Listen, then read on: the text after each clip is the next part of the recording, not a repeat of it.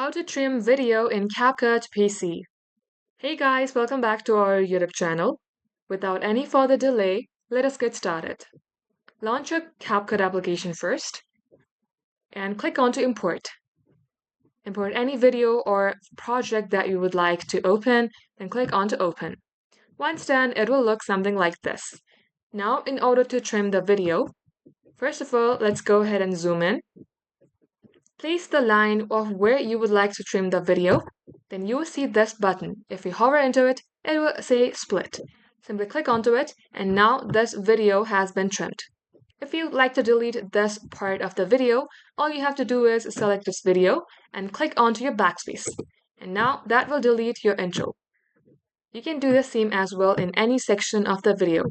Just place the line where you would like to trim or split and click onto split. Just like so, this is how you can do the same as well. Thank you all for watching. If you had found this to be helpful, then do like and subscribe.